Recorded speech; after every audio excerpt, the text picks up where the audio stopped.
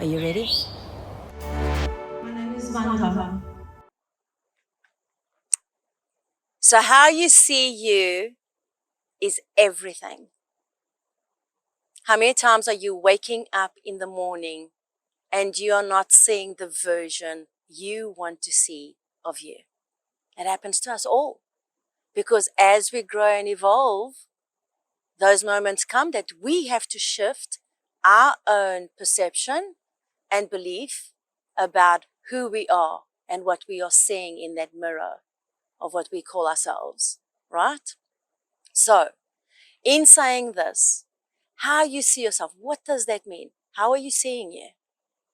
Are you seeing that you are connected, feeling great, being great, feeling wonderful, saying wonderful things, thinking positive and empowering thoughts?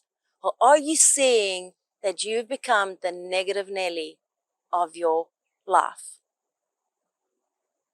That is the dance right there between the contrast and the shadow aspect of self and you being the observer. Now, that's the beautiful way of saying this. What you would understand better would be you judging you and others, or you seeing yourself for what it really is with no judgment at all. Which one will help you be more tuned in with life experiences that benefit you? Take a guess. Absolutely this one, the one that you are the observer. Why? Because in the observation of who you are and who you're being, you're allowing for things to just be. The true universal law that exists for you, me, and everybody. There is no right and wrong. There is a positive aspect and there is a negative aspect because of the yin and yang, and that is how we create. It is when you, the judge, come with the judgment of self and others. That's when this energy starts getting sparky and distorted, that you get warped in the idea of this needs to be done this way, and you've become the judge. We've all been there. When you catch yourself in that seat of judgment, you being the one that is judging, you're already there. The best thing that you can do is judge with loving eyes and judge with a voice that is permeating and allowing the sequence of events to unfold for what they are. When you're in observance of these things, everything shifts. There's an energy that releases the struggle, that releases the eye of the critical self of the way things need to be. That's where it gets all mushed up and entangled, and we lose ourselves because now we are reactive to the eyes of others. What we should do, what we should say, how we should act, how it should be. And those are the ingredients that will take you on a roller coaster of emotional distortion and mental confusion that can only stress you out and impact you with tremendous amount of anxiety, because you can never, ever, ever sort those visions out because it's not the way you see yourself. How you see yourself in the mirror and how you see yourself within you, that is the value, that is the gift, that is the vision to protect. What others see in you and what others see of you has no importance to you. Now, those are great words, right? How many times have we defaulted with a need to satisfy other people's visions of ourselves for their benefit? Sure, one too many times, right? And I'm a culprit of that. Why? Because I have a great need for people to feel good around me. So you've got to figure out what your need is. That's my one, right? So in that aspect of you, You have to see how you're seeing you. Because it's how you see yourself that's going to be able to translate the true aspect of the full manifesting of that vision. That is what vibrational equity and frequency is all about. Have you ever seen a music note really care what you think of that music note? Have you ever seen a tree care how you think of what that tree is? Now, I have to tell you that trees are my greatest gift and they truly have wisdoms. It does impact you when you love the tree. But that's the exchange that exists between the spiritual force that is intertwined in everything. It's consciousness. It's the beauty of life itself. It's the tapestry of the universe. But that's not what I'm talking about here today. What I'm talking about is you and the way you're seeing yourself. Because if you can start to fine-tune that with a little bit of refinement, refining those pieces of the puzzle of how you connected to yourself, how you see yourself, how you speak to yourself, you're going to be able to look at that trinity, that trio of connection, vision, and communication to be instilled in a far greater vision of yourself that is connected with your higher self. That there now has the power to disrupt those emotional waves and bombardment of other people's thoughts and desires and needs upon you. How do you break somebody's vision of their vision of you? When they want you to do something that you have no interest in doing, or it is so far from who you are. How do you do that? Where does it start? How can you focus your attention on them? You can't. Because the minute you take your vision away from you and you put your eyes on them, that is no longer you seeing you. That is now a very fine line between observation and judgment. And the minute you think they're wrong, guess what? You're judging. That's how quick that's how quick it is. It's like skating on very thin ice. Is it worth it? For some, it might be. And I see a lot of people getting a lot of energy from it, but it's false energy. It cannot go any further. That energy can only lead to now gossiping and treading on other emotional turbulences and energies that go create from a discharged negative place. And of course it has to show up back up there. So when you get this reflection of somebody else's view about who they see in you, oh, this is where you've got to be able to know who you are and know how to still that. Use your personal superpower to go, that's not who I am. This is who I am. And this is who knows who I am. That is a job right there. But if you can do that, you will change the quality of your inner state of being. You will reduce your stress. You will reduce the amount of energy that is expended to going outwards in a way that really cannot contribute to anything that enriches anyone's life.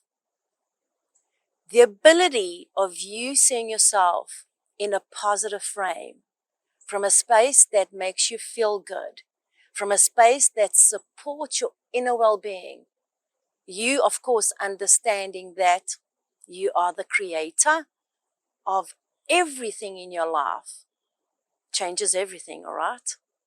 You being able to see yourself as the creator, well, that now is everything there, because how are you seeing you? Do you see yourself being the judge of others and what they can do, if they're doing it right or if they're doing it wrong? Or are you being just a simple observer and allowing everybody to do their own thing? You need to know who you are at this point so that you can allow yourself to be the observer. And when you catch yourself being the judge, don't try and delete that. You're already there. Now you've got to ride the wave. Oh, I caught myself being the judge. I am judging you. Well, if I am judging you, then let me judge you with loving eyes. And let me judge you through eyes that can see you through who I want to be. That is the power of recognizing your power and your true essence of who you are. Because at the end of the day, there is no right and wrong. They are all experiences. It's how we see ourselves in those wrongdoings or in those right doings by the beliefs that we hold within ourselves. That's a big one. So how you're going to see yourself is going to determine on how and what you believe you can do, you can be, and you can create, and you can achieve. So when you're no longer seeing a match for what you're seeing, something needs to go. Something needs to shift. A belief has probably expired. And that is the space of seeing the opportunity of renewal. How do you do that? This is why meditation is so big, yet so distorted, because people are meditating by not stilling their minds. But if you are able to still your mind, you go into meditation because that's what it does. It stills your mind. It starts interrupting those thoughts that are continuously going within and around you, that are maybe bombarding you, or that are maybe interfering, or maybe all of that because you're allowing. Right? What's another way that you can help yourself to see yourself in an elevated way that enriches you and it enriches others in knowing that you are seeing the higher good within you and in others? Deep breaths, walks between nature, moments of soulful reflection, and the ability to focus on what you're truly seeing. Because if you're seeing things that are not a match for you, and if you're seeing yourself in gray tones or angry or frustrated, those are not visions of your higher self. Those are visions of thought forms that have intruded your personal space. Those are gifts, those are emotional triggers that are saying, hey, you have an intrusive thought. If you keep those intrusive thoughts in your space, well, then you're going to have to adopt them. And it's kind of looking after a pet snake, thinking that that snake's never going to bite, or it's never going to be a snake. I'm not saying that the snakes can't be pets, but you have to know what the snake is.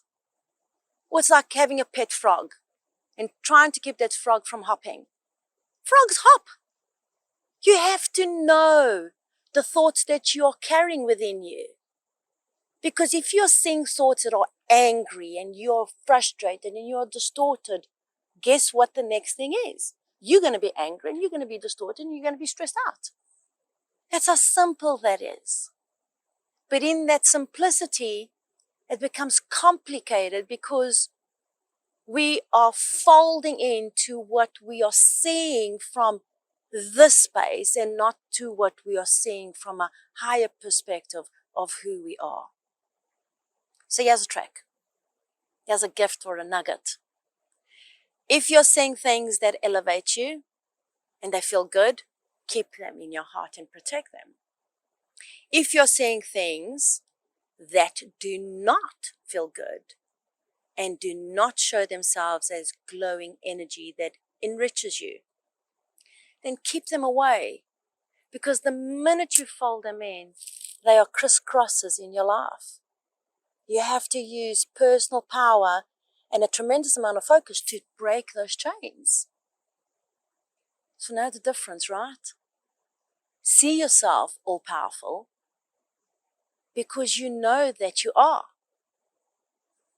When you start seeing other people's quirks and other people's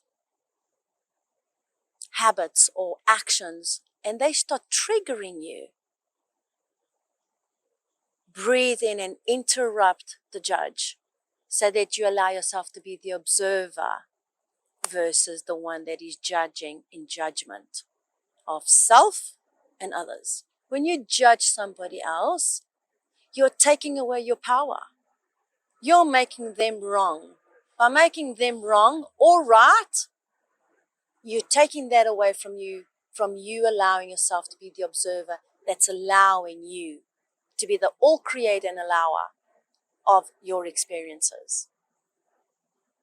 That's how sensitive this conversation is. But it is powerful. And the minute that you tune in, and the minute that you grasp this feeling of like, I see myself doing this, and you understand that your feeling is your emotional gold, it's your emotional fuel, you now need to line that up with your thought process. Because your mind is a sequence of memories and beliefs that might not see the same thing that your heart and your soul does. And when those things happen, it creates conflict on what you're seeing about you. So which one do you want to see? The one that is enriched, powerful, connected, joyful, and happy? Because that's the one you want to protect and grab and bring into your heart. The one that is judging you and others and is the negative Nelly in your life, what do you do with that? For some it would be ignore it and it will go away. The truth is that if it is there and it's a habit, you're going to have to stay focused on the observer and more the positive versus the one that is judging. So remember, if you catch yourself in that space, loving eyes, loving words, and loving kind actions have the power to transform anything and everything as quickly as a click of your finger. So be the observer. See yourself as the grand master that you are. See yourself with kind, loving eyes and know that every contrast and every experience is so powerful as it's banked in the memory of your soul. It's all worth it. So stay peaceful, stay kind, and stay observant so that you're allowing these experiences to truly enrich your life. Okay?